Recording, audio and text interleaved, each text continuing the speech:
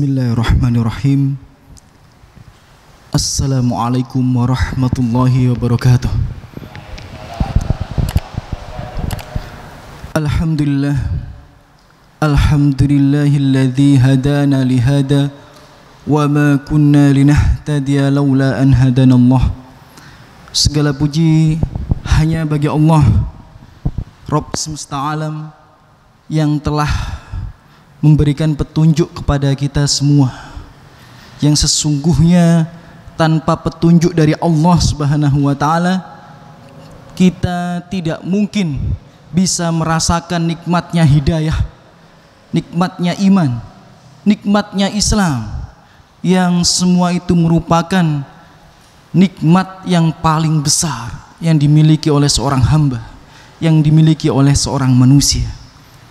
Kemudian setelah itu wassalatu wassalamu ala asyrafil anbiya'i wal mursalin nabiyina Muhammad wa ala alihi wa ashabihi wa man tabi'ahum bi ihsan ila yaumiddin, amma ba'd. Semoga salawat serta salam senantiasa tercurahkan kepada Nabi yang paling mulia, Rasul yang paling mulia, manusia yang paling Allah cinta, yakni Muhammad sallallahu alaihi wasallam. Dan juga semoga salawat serta salam senantiasa tercurahkan kepada keluarga beliau, anak keturunan beliau, para sahabat beliau, dan tentunya umat beliau senantiasa berpegang teguh dengan kebenaran, berpegang teguh dengan wasiat yang beliau berikan, yakni Al-Quran dan As-Sunnah. Dan tentu saja ikhwati fillah hafizakumullah, Bapak Ibu saudara-saudariku semua yang semoga selalu dijaga dan dirahmati oleh Allah Subhanahu wa taala, kehadiran kita di sini ya tidak lain tidak bukan ya untuk berusaha menjaga wasiat yang Rasulullah sallallahu alaihi wasallam berikan kepada kita semua ya. Karena salat ini termasuk wasiat yang beliau berikan kepada kita ya, amanah yang beliau berikan kepada kita, yang beliau itu sampai ya untuk perkara sholat ini langsung menemui Allah Subhanahu wa taala ya. Ya. Perkara jihad ya disampaikan melalui perantara, melalui malaikat Jibril alaihissalam.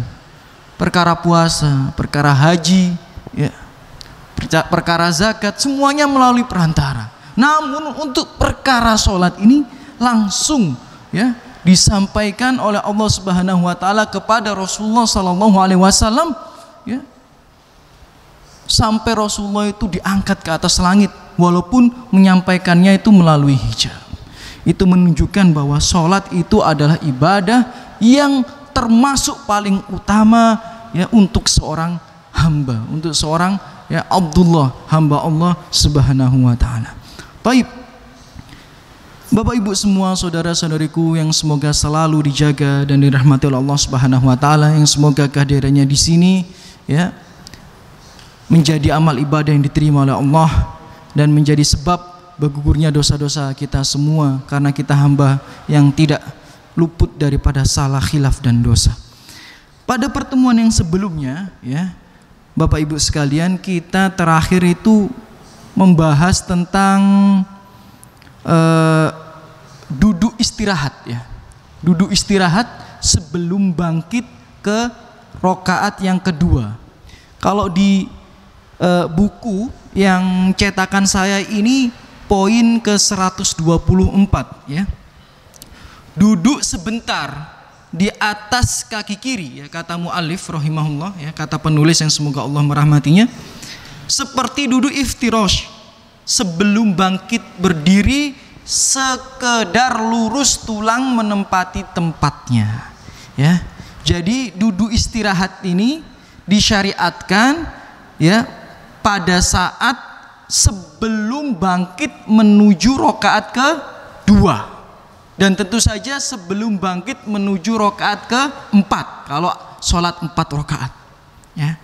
Jadi ketika kita ini sudah sujud ya, posisinya sujud yang kedua ya, sujud yang kedua di rokaat yang pertama ya, kemudian akan bangkit ya menuju ke rokaat kedua. Penulis berpendapat di sini bahwa disunnahkan ya, saya ulang sekali lagi, ya, disunahkan. Jadi kalau sudah dikatakan disunahkan, jangan sampai kita ini menghujat orang hanya karena tidak mengamalkan yang hukumnya sunnah. Ya, ini hukumnya sunnah. Ya, sebagaimana yang sering ana sampaikan ketika membahas kitab ini, bahwa penulis itu selalu memberikan keterangan terkait hukum, ya, poin-poin yang beliau tulis. Jika poin itu hukumnya rukun, maka penulis mengatakan ini adalah rukun. Jika itu hukumnya wajib, penulis mengatakan ini hukumnya wajib. Jika tidak ada keterangan rukun, tidak ada keterangan wajib, maka itu hukumnya sunnah. Nah, itu disampaikan di muqaddimah penulis, ya, pengantar sebelum membahas kitab ini. Jadi mungkin bagi Bapak Ibu yang tidak mendapatkan kitab, ya, alhamdulillah, ya, kitab ini tuh sangat mutawafiro, sangat banyak di internet, ya, di Google, ya, tinggal tulis ringkasan sifat sholat Nabi, langsung ada, ya, langsung bisa ditemukan, ya, bisa dilihat PDF-nya, ya. Kita sekarang masuk ke poin yang 124.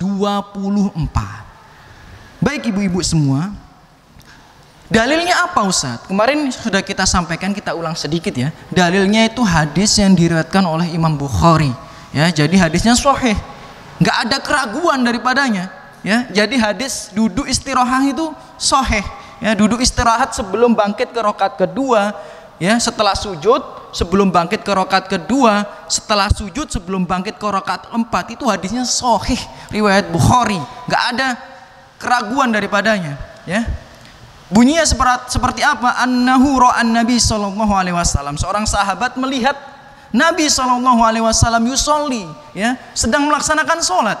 Fa idza kana fi witri min salatihi, apabila Nabi sallallahu alaihi wasallam sedang berada di rakaat yang ganjil, ya, lam yanhat, maka Nabi itu tidak langsung berdiri, hatta yastawiya qa'idan, sampai Nabi itu duduk dulu dengan sempurna, dengan lurus, kemudian baru Rasulullah Sallallahu Alaihi Wasallam berdiri. Ya, hadisnya sahih, ya. Jadi nggak ada keraguan daripadanya. Cuma seperti yang sudah Anda sampaikan, loh Ustadz, kok bisa ada khilaf?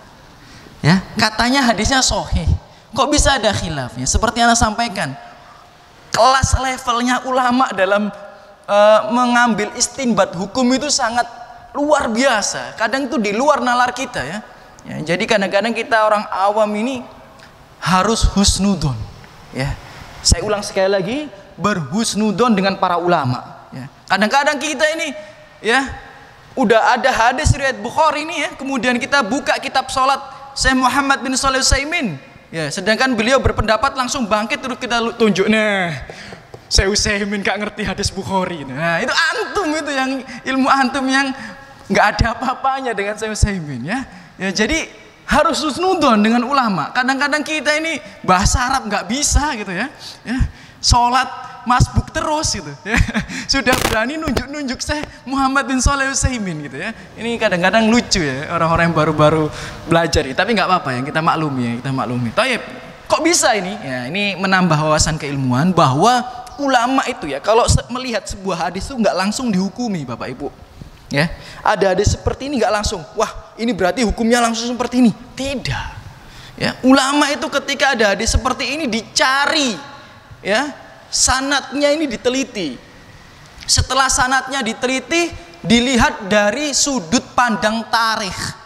Tarikh itu, ada yang tahu tarikh itu apa? Sejarah, ya. Jadi dilihat dari sudut pandang sejarah. Karena hadis sahih, ya, jika tidak sesuai dengan sudut pandang sejarah, ya, maka bisa jadi hadis itu tidak diamalkan atau dalil itu tidak diamalkan, ya. Contoh, ya, sebagai contoh, kemarin sudah Anda sampaikan, di awal Islam khamr itu cuma dimakruhkan, cuma dibenci, ya. Dalilnya jelas di Al-Quran, gitu. Tapi apakah langsung bisa dijadikan dalil, oh ternyata khamr ini hukumnya cuma makruh? Tidak. Dilihat dari sudut pandang tarikh, dari sudut pandang sejarah. Oh, ternyata dalil ini itu turun di awal Islam, ketika Allah Subhanahu wa taala masih memberikan rukhsah kepada orang-orang Arab, ya. Kalau langsung diharamkan takutnya mereka malah kabur, ya, nggak mampu menerima Islam, akhirnya dimakruhkan dulu, ya. Ketika mereka sudah mulai membenci sedikit demi sedikit, kemudian dengan bertahap diharamkan, ya. Jadi tidak serta-merta kita baca dalil di Al-Qur'an khamr itu cuma makruh, hukumnya makruh, tidak. Kita lihat sudut pandang tarikhnya. Kemudian hadis ini, ya, menurut Syekh Muhammad bin Shalih Al-Utsaimin, ya, karena beliau meneliti hadis, ya, sedangkan saya ya, saya cuma membaca penelitian beliau, gitu ya. Saya membaca penelitian beliau, siapalah saya dibandingkan beliau, ya.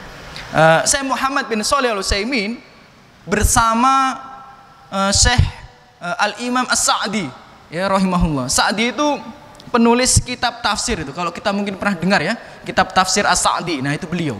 Beliau dengan Syekh Muhammad bin Shalih Al-Utsaimin berpendapat bahwa dari sudut pandang tarikh sebenarnya hadis ini itu muncul ketika akhir kenabian Rasulullah Sallallahu Alaihi Wasallam. Ya, jadi ketika akhir kenabian Rasulullah itu sudah sakit-sakitan. Sebagaimana kita tahu, ya, Rasulullah itu meninggal karena sakit. Ya, Rasulullah itu meninggal karena sakit, ya, karena bekas racun dari perempuan Yahudi itu yang masih membekas di tubuh Rasulullah Sallallahu Alaihi Wasallam.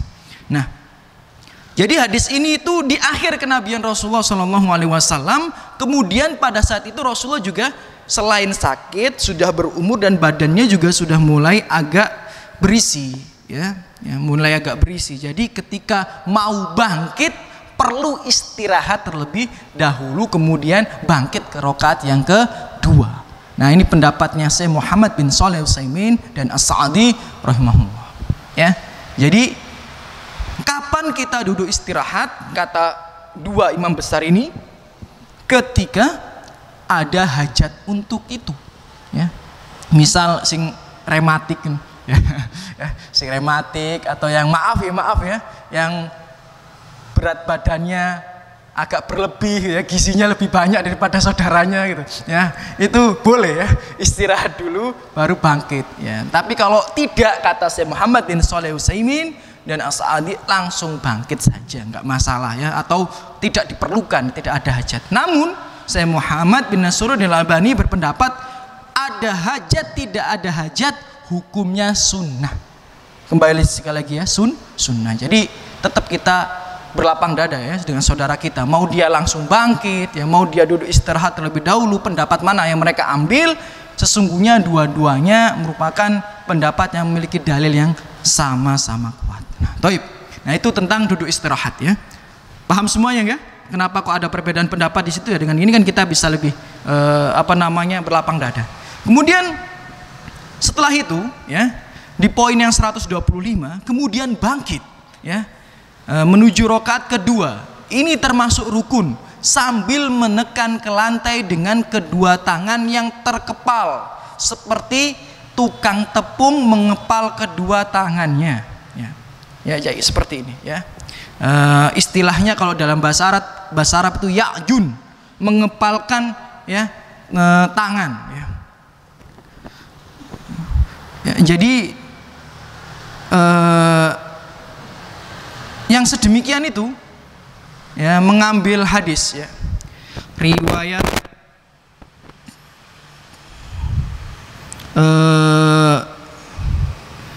yang diriwayatkan oleh Malik, ya, bin Al-Huwairisi, ya, Malik bin Al-Huwairisi.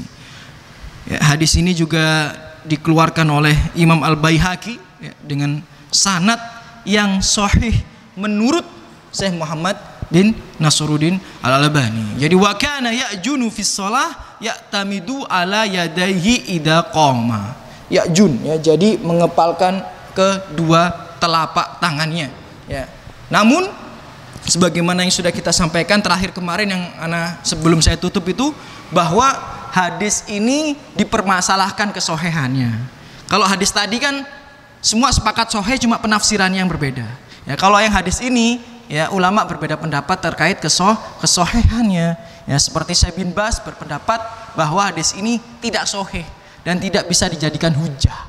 Ya, jadi kembali ke riwayat yang umum. Riwayat yang umum itu yang bisa kita dapati, ya, di kalau nggak salah di Sahih Bukhari dan Muslim itu adalah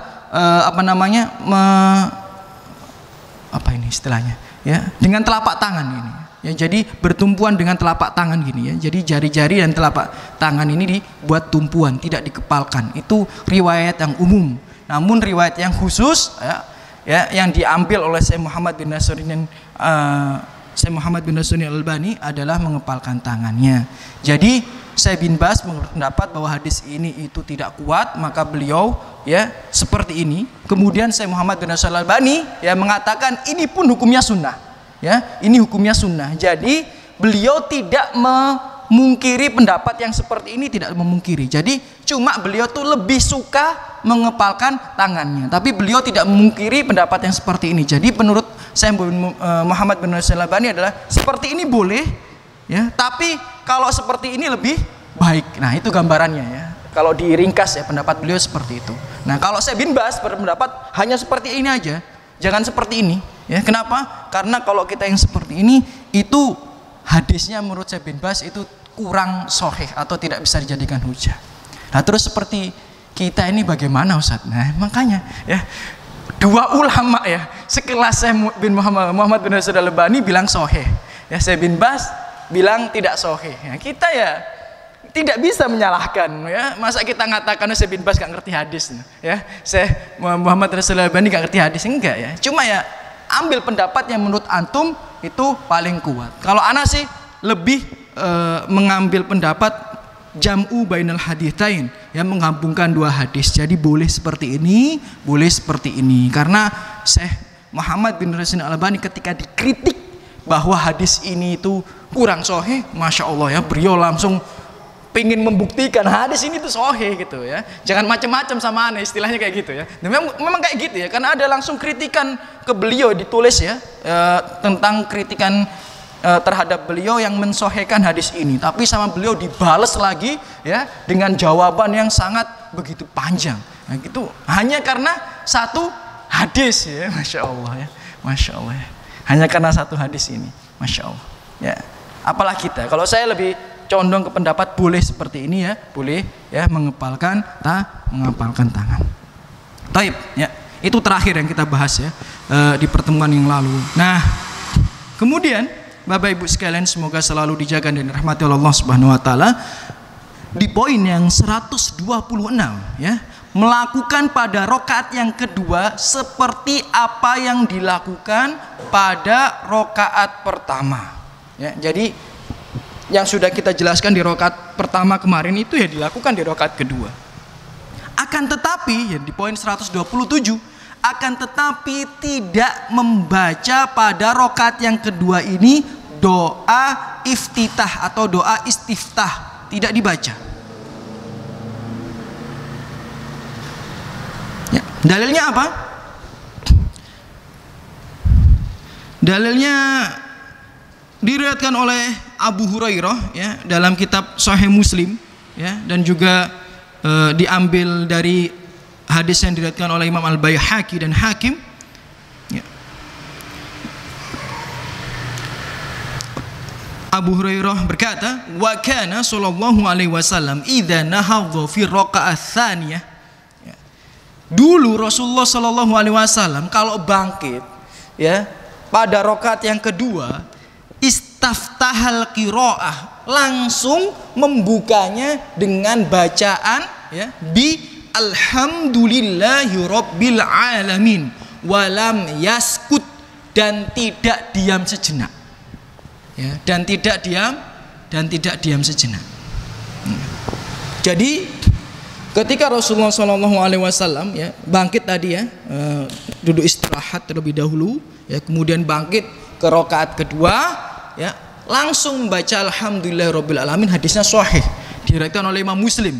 Nah, dan ini juga bisa ada istinbat hukum yang sangat banyak sekali yang bisa kita ambil dari hadis ini. Contohnya, berarti kalau langsung alhamdulillahirabbil alamin dan tidak diam, berarti Rasulullah nggak baca basmalah di rakaat kedua ya kan? Hadisnya sahih, diriwayatkan oleh Imam Muslim, Imam Baihaqi ya, dan Al-Hakim dan lain sebagainya.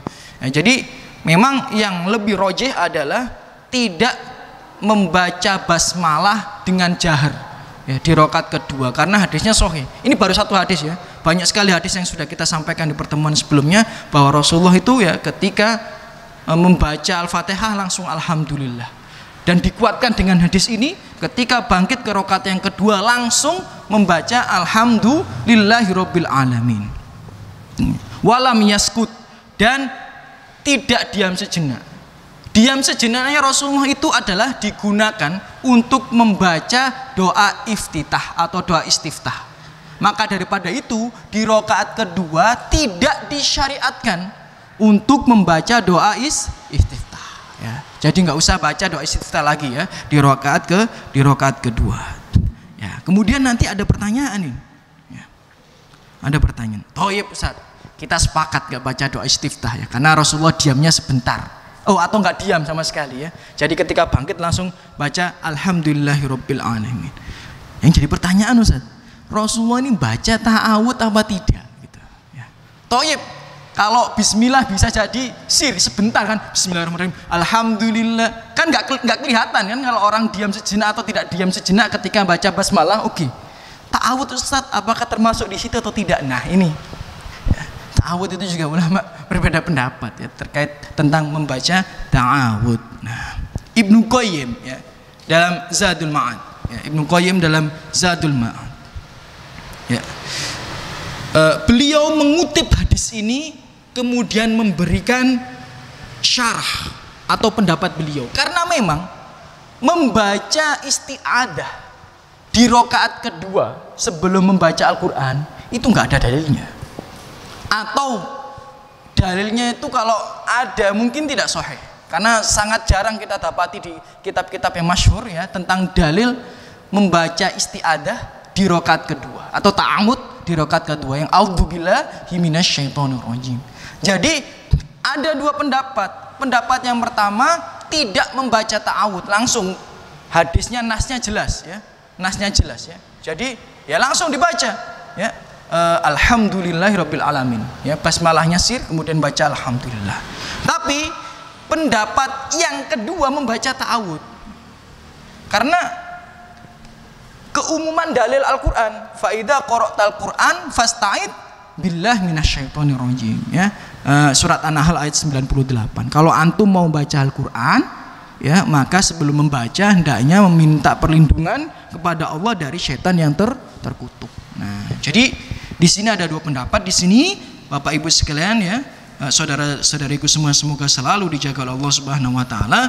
Pendapat yang pertama yang mengatakan tidak perlu isti'adah ya, dia itu ijtihadnya ya, sudut pandangnya itu dia berpikir seperti ini. Ini termasuk pendapatnya Ibnu Qayyim ya. Ibnu Qayyim ya, dia berpikir seperti ini atau mereka berpikir seperti ini. Kan di rakaat pertama sudah isti'adah. Ya. Di rakaat pertama kan sudah isti'adah. Kalau rakaat pertama isti'adah nggak ada perbedaan pendapat ya, semuanya isti'adah. Nah, kan dari rakaat pertama sampai rakaat kedua kan kita kan terus membaca dzikir. Ya. Kita terus membaca dzikir, maka kita tidak perlu mengucapkan isti'adah. Dan juga hadisnya juga yang diriwayatkan oleh Imam Muslim tadi katanya Rasulullah bangkit langsung baca alhamdulillah, maka tidak perlu mengucapkan isti'adah. Ini salah satu yang berpendapat sedemikian adalah Ibnu Qayyim. Namun saya Muhammad bin Nasrul Albani kalau nggak salah dengan Ibnu Hazm dengan Ibnu Hazm berpendapat berbeda karena mereka mengatakan kalau kita sudah isti'adah untuk membaca Al-Quran di rakaat pertama ya, setelah itu kan kita sudah nggak baca Al-Quran lagi. Setelah itu kan kita baca dzikir, kita disibukkan dengan bacaan-bacaan yang lain. Maka daripada itu, sebagaimana hukum asalnya kalau kita habis baca Quran kemudian kita disibukkan dengan hal-hal yang lain, maka kalau mau baca Al-Quran lagi tetap meminta perlindungan lagi pada Allah Subhanahu wa taala, ta'awud lagi ya. Maka daripada itu fa idza qara'tal Quran fasta'id billah minasyaitonirrajim. Maka mereka berpendapat ya kalau rakaat kedua ya baca isti'adah, berarti setiap rakaat ya, setiap rakaat. Itu pendapatnya Syekh Muhammad bin Nasruddin Albani. Walaupun memang dua-duanya itu nggak ada dalilnya. Itu dalilnya itu istilahnya ijtihad. Ya nggak ada dalil yang soreh. Rasulullah di rakaat kedua tidak baca isti'adah, nggak ada. Ya, atau antum cari dalil Rasulullah di rakaat kedua baca isti'adah terlebih dahulu, nggak ada dalilnya. Ya, jadi dua-duanya itu ijtihad ya, sudut pandang ya para ulama. Nah, kalau dalam dalil ijtihadnya sedemikian ya sebagaimana kaidah ya, kalau ada 2 orang berijtihad, yang satu benar ya dapat 2 pahala ya, kalau yang salah ya tetap dapat pahala ya, ijtihad mereka ya, tinggal kita ya berusaha untuk ya mencari mana yang lebih dekat dengan kebenaran ya. Anak pribadi ya tanpa bermaksud untuk merendahkan pendapat beliau ya, saya Muhammad bin Nasir Al-Albani, tentu saja saya tidak membaca tidak membaca istiadah ya. Saya tidak membaca istiadah di rakaat kedua ya, karena memang dalilnya lebih umum yang tadi bahwa Rasulullah itu tidak berhenti sejenak langsung membaca alhamdulillahirabbil alamin, dan memang di awal kita juga sudah membaca istiadah. Dan menurut pendapat saya dzikir itu bukanlah melalaikan kita daripada Allah Subhanahu wa taala, jadi tidak perlu membaca istiadah untuk kedua, ketiga, dan keempat kalinya ya kalau 4 rakaat. Namun ya saya tidak menyalahkan atau tidak mengecilkan pendapat yang membaca istiadah pada setiap rakaatnya. Taib.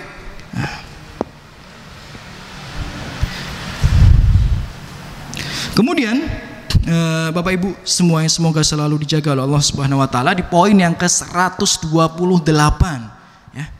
Ini mau selesai ya, mungkin tinggal 1 atau 2 kali pertemuan, mungkin tinggal 1 kali pertemuan ya. Insya Allah nanti ya kita akan berganti kitab ya, dan insya Allah kitab yang selanjutnya tidak kalah menarik.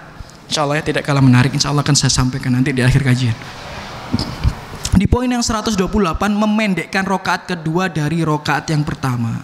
Ya, jadi rakaat pertama itu disunnahkan lebih panjang bacaannya daripada rakaat yang kedua. Dalilnya diriwayatkan oleh Imam Al-Bukhari dan Muslim, kana yaqra'u fi raq'ataini al-ulayaini bi Fatihatil kitab wa surataini yutawwilu fil ula ma la yutawwilu fi tsaniyah. Dulu Rasulullah sallallahu alaihi wasallam itu ya membaca di 2 rakaat yang pertama dengan Fatihatil kitab, dengan Al-Fatihah, wa surataini ya, dan 2 surat yang panjang-panjang. Jadi di rakaat pertama itu panjang, yang rakaat kedua juga panjang ya.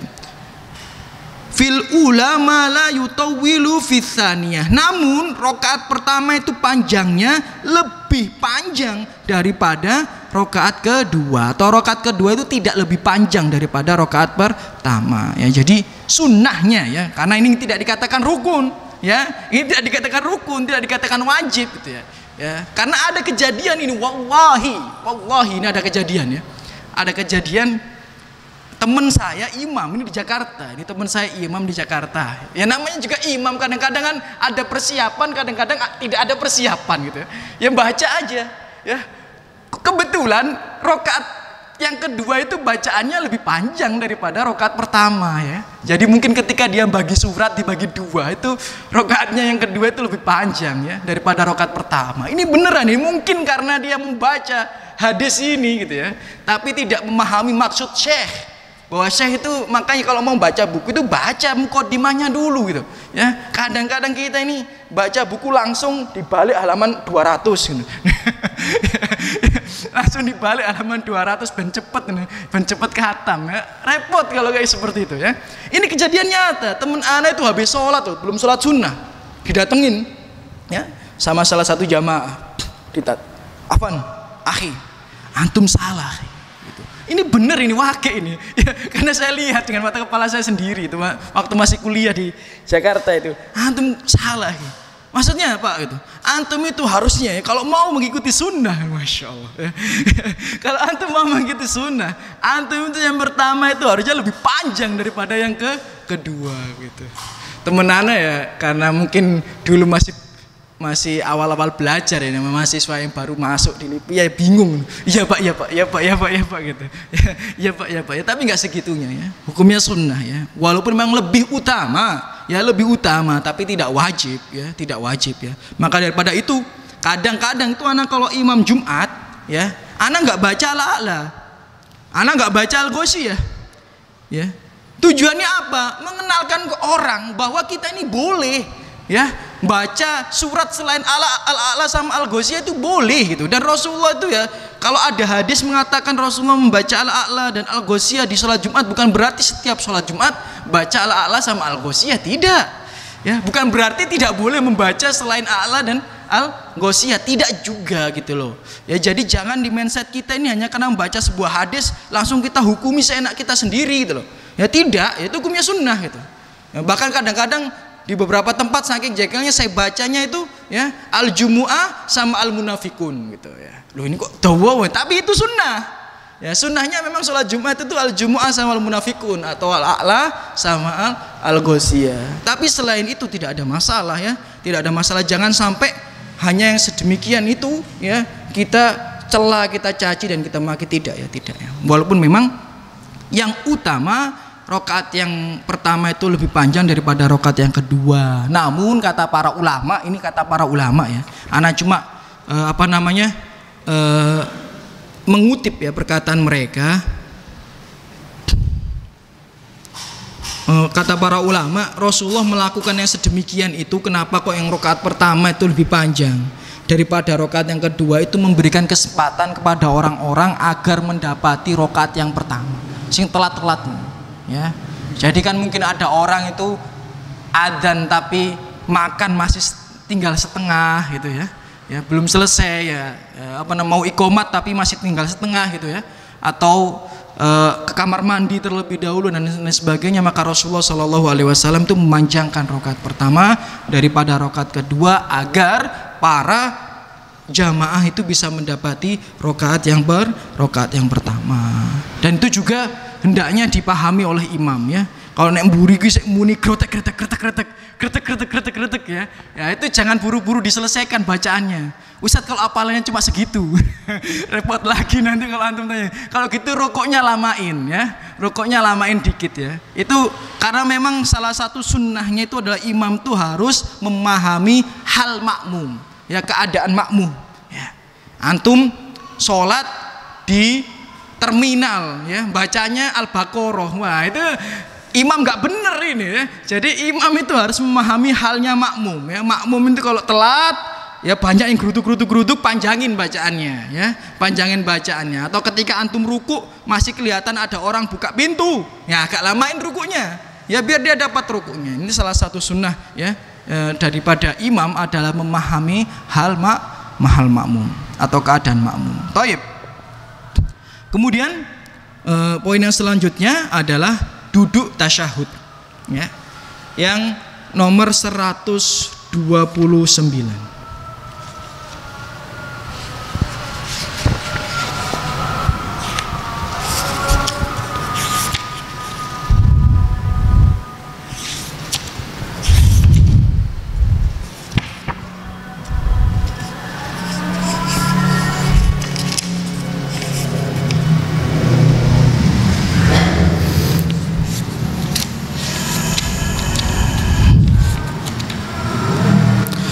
Bapak Ibu sekalian, semoga selalu dijaga dan dirahmati Allah Subhanahu wa taala. Di poin 129 penulis mengatakan setelah selesai dari rokaat kedua ya, duduk untuk tasyahud awal hukumnya wajib ya.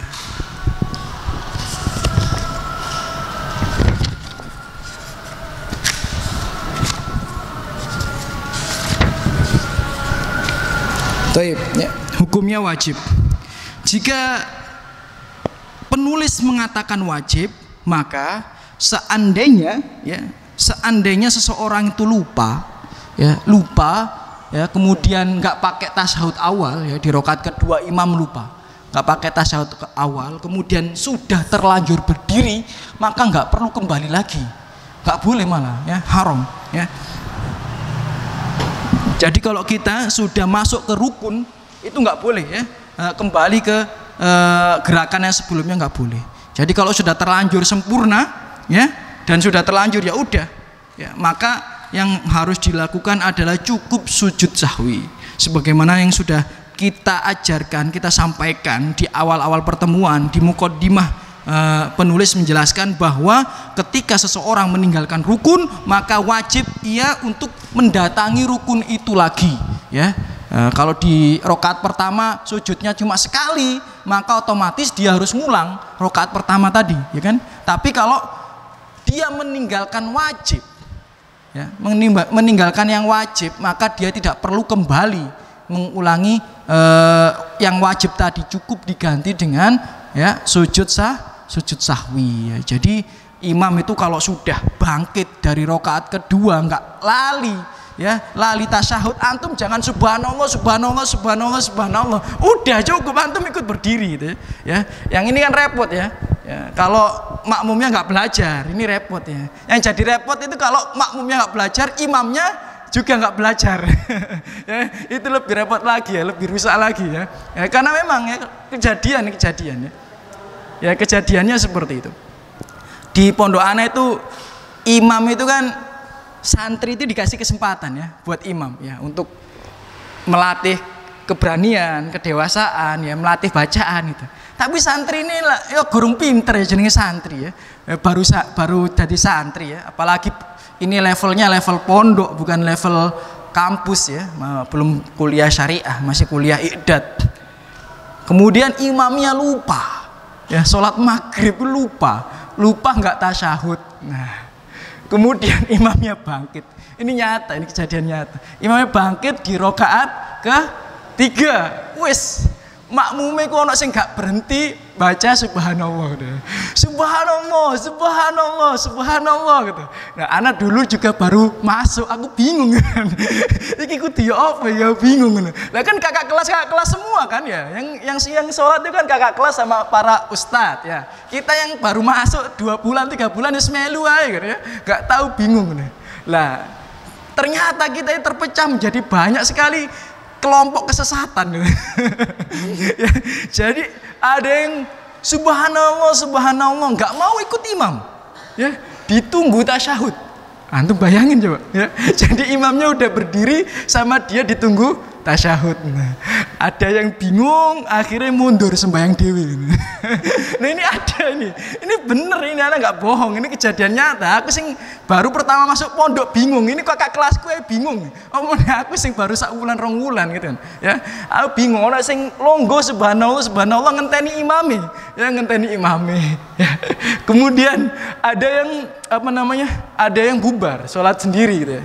Ya akhirnya anak waktu itu ngikutin imam, aku ikutin imam. Karena aku dari dulu inget ada kaidah innama ju'ilat imam liyu'tamabih. Imam kan dijadikan untuk diikuti gitu ya. Nah, ini kaidah umum. Anak tahu sebelum mondok pun anak tahu kalau kaidah ini imam untuk diikuti, ya udah ikut imam. Rakaat ketiga kan. Nah, udah. Nah, harusnya ya ketika habis tasyahud ya, ketika habis tasyahud ini kan salam atau sujud sahwi dulu kan. Sujud sahwi boleh lah sebelum salam atau setelah salam, itu nanti kita pembahasan lebih lanjut. Intinya kan harusnya kan sujud sahwi ya, atau salam kemudian sujud sahwi gitu kan.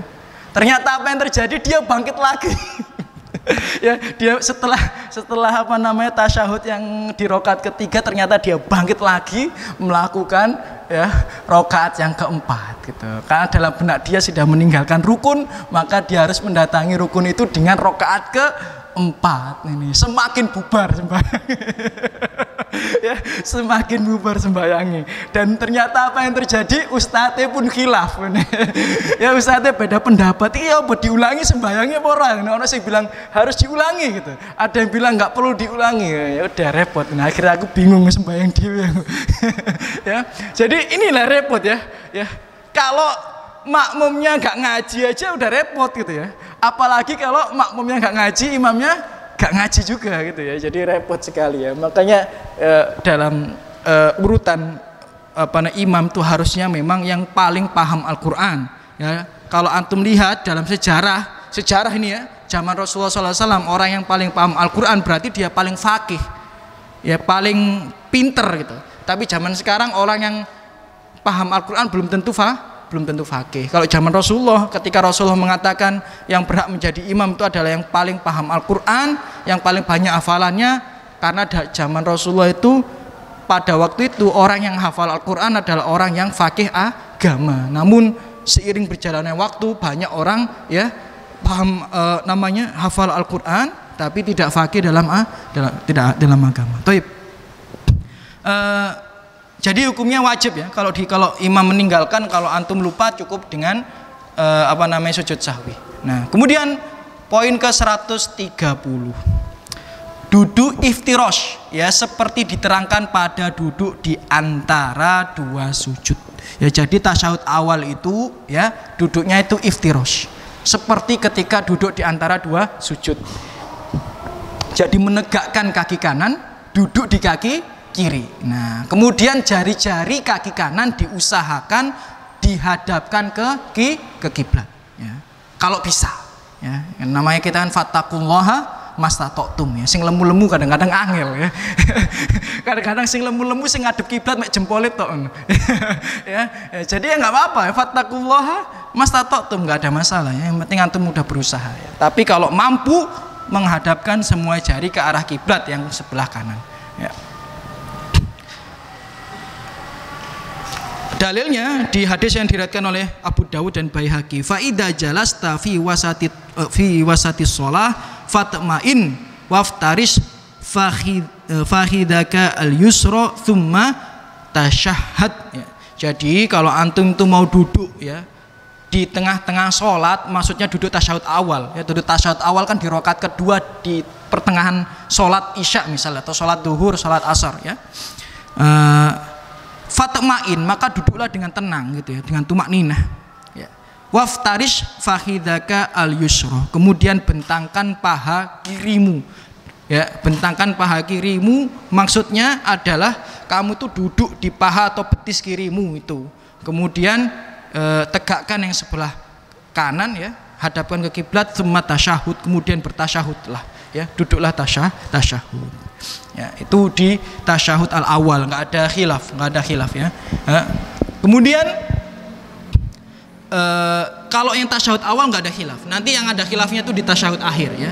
Kalau di tasyahud awal nggak ada khilaf. Kalau bisa memang adalah iftirosh ya, iftirosh. Walaupun sih ada khilaf ringan, ada sebagian kecil, istilahnya bukan khilaf kuat ya, ada sebagian kecil itu berpendapat walaupun di duduk tasyahud awal itu tawaruk, tapi pendapatnya banyak menyelisihi para jumhur ulama.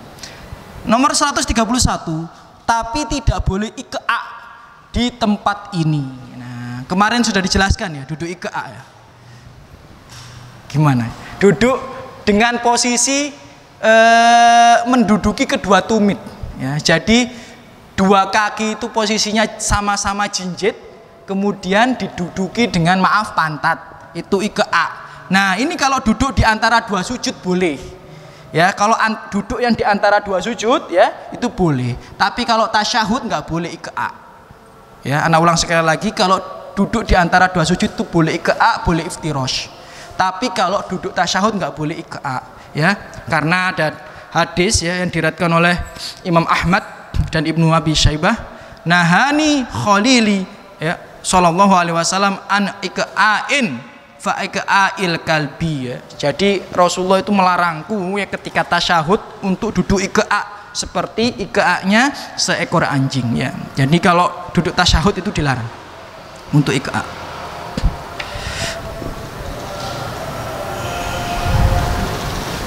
Nah, kemudian di poin yang 132 dan 133, meletakkan tangan kanan sampai siku di atas paha dan lutut kanan, tidak diletakkan jauh darinya ya. Membentangkan telapak kiri di atas paha dan lutut kiri ya. Jadi posisinya itu kalau naruh naruh lengan tangan kanan ini enggak jauh gini ya, tapi dekat dengan paha kanan ya. Walaupun dekat dengan paha kanan seperti ini. Jadi bukan seperti ini, ya bukan seperti ini tidak, ya, tapi dekat dengan paha kanan, bahkan menempel pun boleh, ya, menempel pun itu boleh. Kalau tasyahud ya, enggak dibentangkan seperti ini. Ya, kemudian meletakkan tangan kiri di atas paha atau lutut kiri. Nah, seperti yang Anda sampaikan kemarin ya, kalau kita tasyahud, kita duduk di antara dua sujud, itu pilihannya ada dua, boleh kita taruh di atas paha, boleh kita taruh di atas lutut ya. Boleh kita taruh di atas paha, boleh kita taruh di atas lutut. Hadisnya diriwayatkan oleh Imam Muslim ya. dan Abu Awanah ya, dan Abu Awanah. Ya, langsung saya bacakan artinya. Apabila beliau duduk tasyahud, beliau meletakkan telapak kanan beliau di atas paha, ya di atas paha ya kanan, dan meletakkan telapak tangan kiri beliau di atas paha. Ya, jadi boleh di paha itu boleh ya. Ya, yang kanan sama kiri sama-sama di atas paha. Yang penting jangan silang aja. Kanan di paha, kiri di lutut gitu, ya. Atau kanan di lutut, kiri di paha ya. Yang penting pilih salah satu ya. Ya, kemudian beliau membentangkan telapak tangannya ya. Nah, kemudian dalil yang lain ya yang diriwayatkan oleh Abu Dawud ya, karena yadau hadda mirfaqihil aiman ala fakhidhil yumna. Beliau meletakkan ujung-ujung siku kanan beliau di atas paha kanan beliau. Itu dalilnya ya. Jadi kalau yang dalil yang diletakkan di lutut itu sudah kita sampaikan ya di pertemuan-pertemuan sebelumnya. Jadi tidak perlu kita ulang lagi bahwa memang boleh meletakkan di paha kanan atau di lutut kanan, ya itu boleh ya. Jadi seperti ini itu boleh, seperti ini itu juga boleh ya. Ya cuma itu tadi ya, kalau lutut ya sama-sama lutut, kalau paha sama-sama paha. Dan siku yang sebelah kanan ini tidak jauh dari paha sebelah kanan, ya tidak jauh dari paha sebelah kanan. Kemudian larangan yang benar-benar terlarang ya dalam sholat itu adalah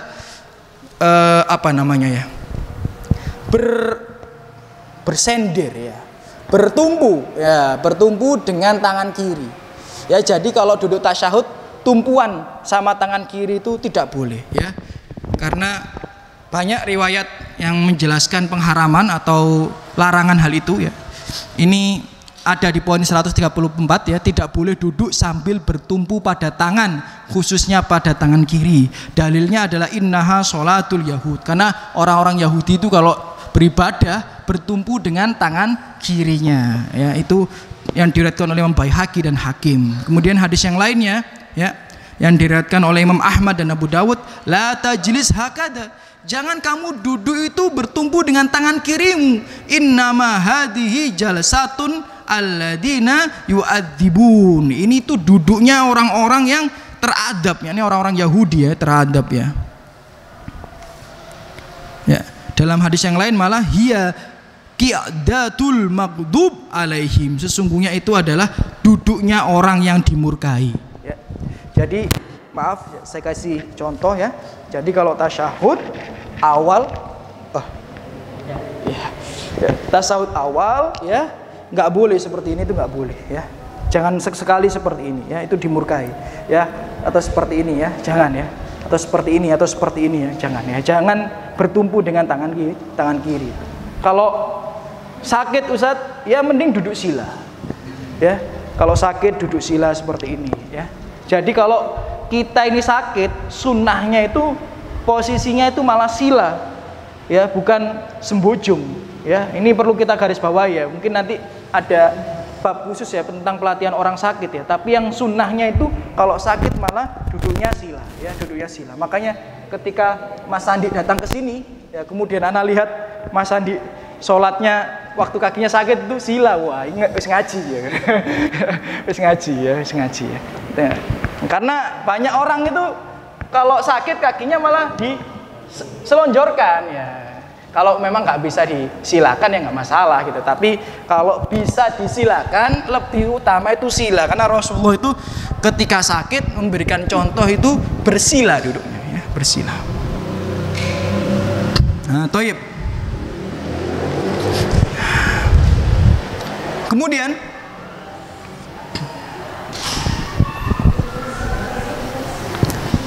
bagaimana ini? Adzan dulu aja ya.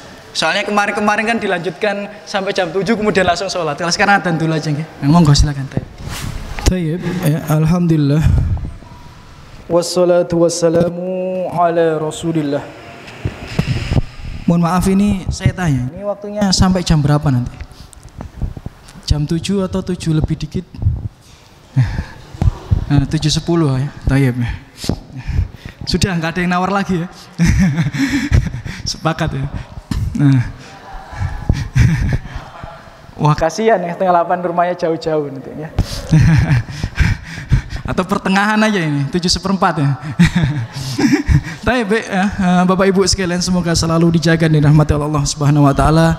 Semoga selalu diberikan kesehatan, ya, semoga dilapangkan rezekinya, dimudahkan semua urusannya, ya, diangkat musibah, ya, dan diampuni semua dosa-dosanya. Amin ya rabbal alamin. Kita lanjutkan kajian kita pada malam hari ini, masuk kepada poin yang ke-135, ya. Di poin yang ke-135, penulis, ya, mu'alif rahimahullah yang semoga dirahmati Allah Subhanahu wa taala mengatakan, menggenggam jari-jari tangan kanan seluruhnya dan sewaktu-waktu meletakkan ibu jari di atas jari tengah. Ya, Toib, ini kita coba baca sampai 138, ya, nanti kita baca dalilnya. Ya, jadi menggenggam, ya, jari-jari tangan kanan seluruhnya, ya, kemudian meletakkan ibu jari, ya, di atas jari tengah, ya, di atas jari tengah, jadi di atas jari tengah, ya. Kita baca dulu, nanti kita baca dalilnya. Di poin yang 136, kadang-kadang membuat lingkaran ibu jari dengan jari tengah. Jadi kadang menggenggam, nggak ada lingkarannya, ya, kadang membuat lingkaran. Paham? Ya. Ibu-ibu paham, Bu, ya? Ya. Ya, jadi kadang digenggam nggak ada lubangnya ini, ya, nggak ada lubangnya. Ya, kadang menggenggam tapi membentuk sebuah lubang. Nah, Toib. Nah, mengisyaratkan jari telunjuk ke kiblat. Ya. Jadi kalau menggenggam bukan berarti genggam semuanya kayak gini atau membuat lingkaran kayak gini, ya, tapi menggenggam dan mengisyaratkan jari telunjuk ke arah kiblat, kemudian melihat pada telunjuk. Jadi ketika tasyahud, ya, pandangan menuju kepada telunjuk. Nah, kemudian kita baca dalilnya apa, gitu, ya. Dalilnya apa? Ada hadis yang diriwayatkan oleh Imam Muslim, ya. Hadisnya sahih, ya, dari Ibnu Khuzaimah. Kana yabsutu kaffahu al-yusra ala rukbataihil yusra. Ya, beliau itu membentangkan telapak tangan kiri beliau di atas lutut kiri beliau. Nah, kalau ini lutut, yang riwayat yang tadi kan paha kan? Ya, jadi boleh, ya, boleh, ya. Sama-sama sahih riwayatnya. Ya. Wa yakbidu asaba'a kaffihi al-yumna kullaha. Kemudian menggenggam semua jari telapak tangan kanan beliau, ya. Wa yushiru bi isba'ihi allati tali al-ibham ilal qiblah. Kemudian menggenggam semua jari telapak tangan beliau dan menunjuk dengan jari, ya, dengan jari yang setelah ibu jari telunjukkan ke arah kiblat. Maksudnya menggenggam semuanya kecuali jari telunjuk yang dihadapkan ke arah kiblat. Ya. Wa yarmi, ya, bi basarihi ilaiha. Kemudian yarmi bukan berarti melempar, ya, tapi mengarahkan, ya. Kalau Roma yarmi itu adalah bahasa Arab sebenarnya melempar, ya. Tapi maksudnya di sini itu artinya mengarahkan pandangan, ya, bi basarihi ilaiha, kepada jari telunjuk tadi. Nah, ini hadisnya sahih, ya, riwayat Muslim, ya. Hadisnya sahih riwayat Muslim. Jadi kalau kita mau sholat, ya, kita mau sholat khususnya pada saat tasyahud, ya, pada saat tasyahud kita arahkan pandangan kita ke jari telunjuk, ya. Boleh, ya, boleh seperti ini dirapatkan dan boleh dibuat lingkaran. Kemudian di dalam hadis yang lain yang diriwayatkan oleh Imam Muslim juga, wa kana sallallahu alaihi wasallam idza asyara bi isba'ihi wa da'a ibhamahu ala isba'ihi al-wusta. Beliau sallallahu alaihi wasallam, ya, kalau menunjuk dengan jari telunjuk beliau, ya, beliau itu meletakkan ibu jari beliau pada jari tengah. Ini riwayat yang lainnya yang menguatkan, ya, riwayat yang pertama tadi. Kemudian dalil melingkarkan jari-jari tadi itu, ya, hadis yang diriwayatkan oleh Abu Dawud. Karena yuhalliku bihima halqatan, ya. Dulu itu beliau kalau sedang tasyahud, ya, itu melingkarkan keduanya dalam bentuk satu lingkaran, ya. Jadi boleh dirapatkan menggenggam dan boleh, ya, dibentuk dengan lingkaran, ya. Menunjuk ke kiblat, pandangan ke arah jari telunjuk. Nah, baik. Itu tidak ada masalah daripadanya. Kemudian di poin yang 139 ini yang ada khilaf di antara para ulama ya. Poin ke 139 ya, beliau rahimahullah mengatakan menggerakkan telunjuk sambil berdoa dari awal tasyahud sampai akhir. Ya, jadi digerakkan. Ya. Dalilnya adalah hadis yang diriwayatkan oleh Abu Dawud dan An-Nasa'i. Ya. Kana yarfa'u isba'ahu yuharrikuha yad'u biha. Ya. Ya. Artinya dulu Rasulullah SAW itu mengangkat telunjuk beliau seraya menggerak-gerakkannya sambil membaca doa. Ya. Hadisnya diriwayatkan oleh Abu Dawud dan Nasa'i. Dan ini juga merupakan pendapat dari salah satu riwayat yang ditujukan kepada Imam Ahmad bin Hambal ya rahimahullah. Ya, jadi menurut saya Muhammad bin Nasr al-Albani hadis ini itu bisa dijadikan hujah. Karena bisa dijadikan hujah otomatis harus diamalkan. Ya, atau semaksimal mungkin untuk diamalkan karena hujah ya. Menurut beliau teliti hadisnya menurut dari sanadnya ya, dari matannya ya. Sahih. Bisa dijadikan hujah. Maka daripada itu beliau menggerak-gerakkan jari telunjuknya ketika tasyahud ya. Baik di rakaat pertama maupun di rakaat kedua ya, sambil berdoa. Isinya tasyahud itu doa semua ya, isi tasyahud itu doa, selawat itu juga termasuk doa. Nah, namun hadis ini ya dianggap lemah oleh sebagian ulama atau beberapa ulama yang lainnya ya. Misal ulama yang satu letting ya, satu satu generasi dengan beliau ya, Syekh bin Baz ya. Syekh bin Baz rahimahullah mengatakan hadis ini itu enggak bisa jadikan hujah. Ya, maka beliau tidak menggerak-gerakkan jarinya. Karena hadis menggerakkan jari ini gorib gitu ya. Gorib itu istilahnya enggak umum. Ya enggak umum. Harusnya kalau hadis menggerakkan jari ini sahih gitu, harusnya ada hadis-hadis yang lain yang menguatkannya gitu. Kan Rasulullah sholat itu setiap hari. Ya, sehari 5 kali berjamaah lagi ya, kan pasti berjamaah ya. Kalau nggak ada udzur ya Rasulullah berjamaah ya, sholat berjamaah selalu berjamaah ya, hampir selalu berjamaah dengan para sahabat. Sholat sunnah pun ya dilihat Aisyah ya, sholat sunnah pun kan ada Aisyah ya di rumah ya, ada istri-istri yang lain yang bersamai Rasulullah SAW di rumahnya. Harusnya seandainya hadis ini itu sahih ya, harusnya ada banyak riwayat yang lain yang menguatkan. Kayak tadi kan, misal riwayat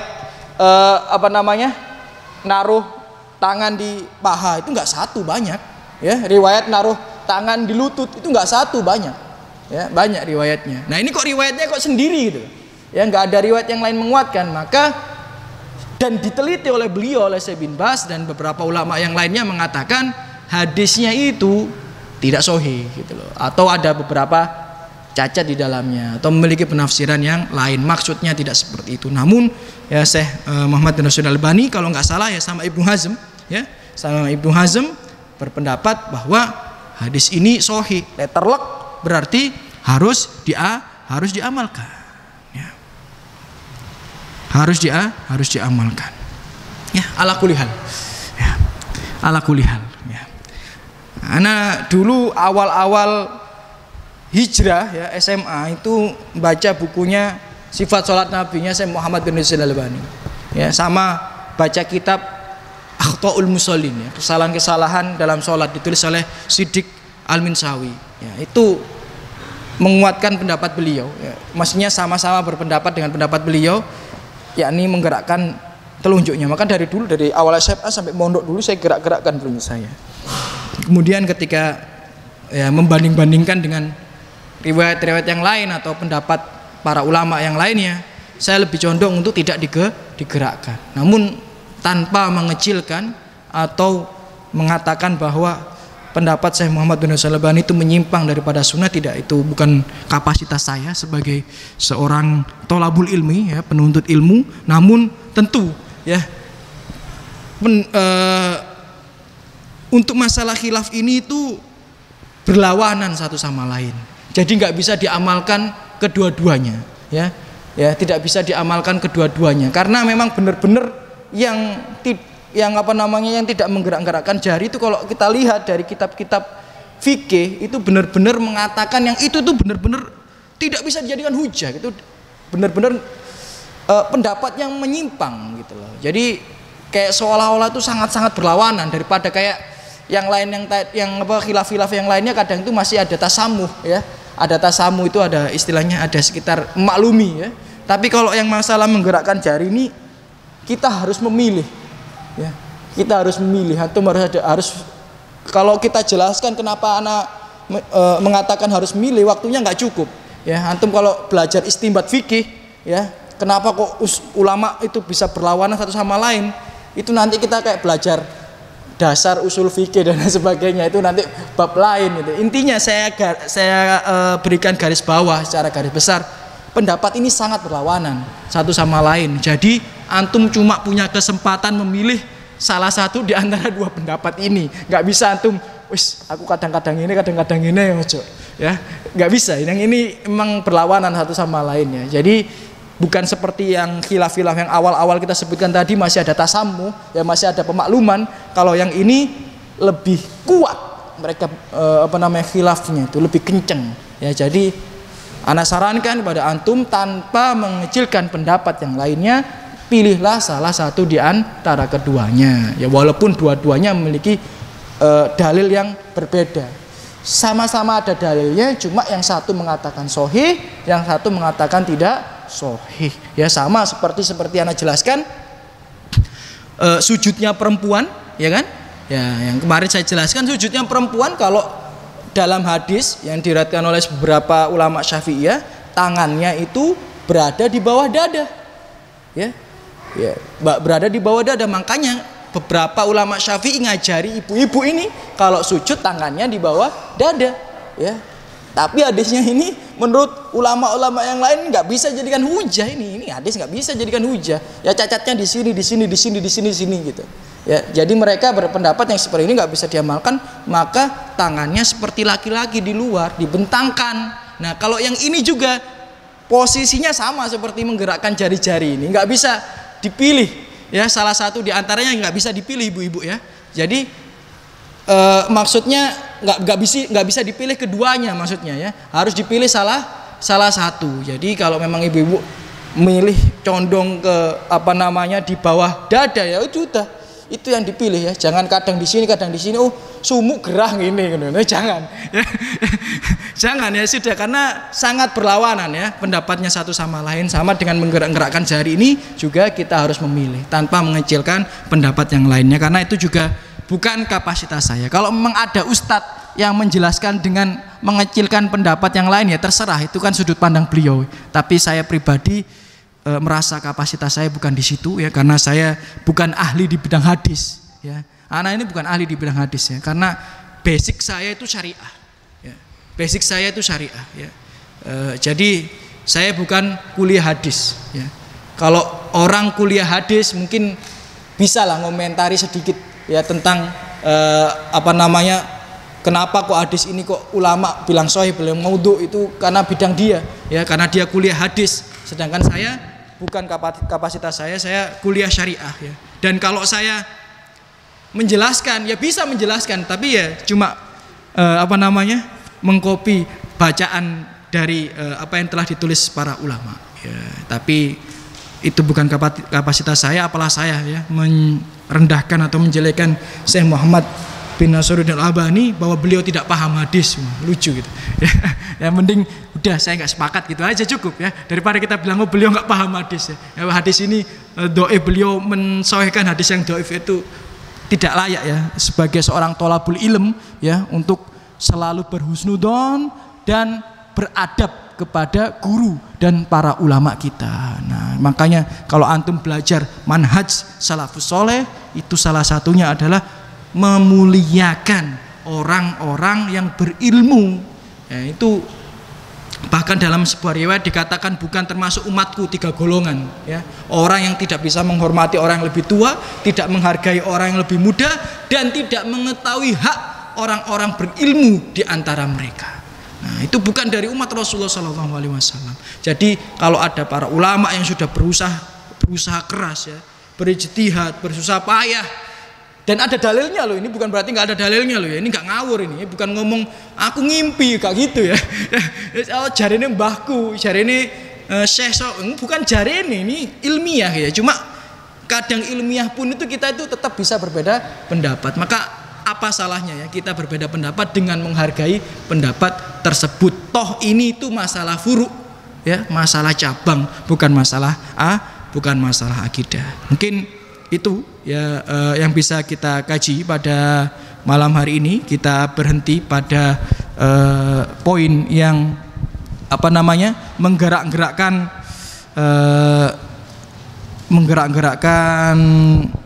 telunjuk pada saat tasyahud. Atau kita selesaikan di poin 141 ya. Di poin 140 ya kita baca, tidak boleh mengisyaratkan dengan jari tangan kiri. Wah, misalnya ya. Jadi antum karena males pakai tangan kanan, pengen gaya baru pakai tangan kiri gitu ya. Nah, itu nggak boleh ya, karena waro'a rojulan ya yad'u bi isba'aihi faqala ahid fa asyara bisyabah. Bahkan dulu ini ada orang ya, mungkin pengen lebih banyak pahalanya, menggerakkan dengan atau mengisyaratkan dengan dua telunjuk tangannya ya, kanan dan kiri ya. Kemudian Rasulullah ngasih tahu ahid satu aja dengan mengisyaratkan tangan kanan. Nah, kemudian melakukan semua ini di semua tasyahud ya. Hadisnya diriwayatkan oleh Imam An-Nasai, wa kana sallallahu alaihi wasallam yaf'alu dzalika fit tasyahudaini jami'an. Jadi maksudnya tadi itu ya, menaruh tangan baik di atas paha atau di atas lutut ya, telapak tangan maksudnya, kemudian siku ini dekat dengan paha ya, kemudian memberikan isyarat seperti ini atau seperti ini ya, mata melihat ke jari telunjuk, itu dilakukan di kedua tasyahud. Dan itu yang bisa kita kaji pada malam hari ini. Mohon maaf apabila ada salah dan khilaf dari saya pribadi, dan kelebihannya dari hidayah Allah dan taufik dari Allah Subhanahu wa taala. Ada pertanyaan sebelum kita tutup Bapak Ibu sekalian? Ya. Tidak ada pertanyaan, ya? Sudah paham semua? Oh, nggih, monggo silakan Ibu, silakan. Nggih.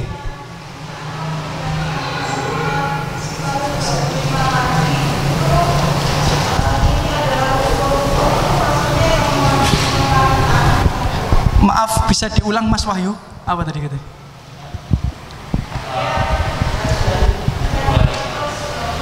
Berapa? 125. Toyib.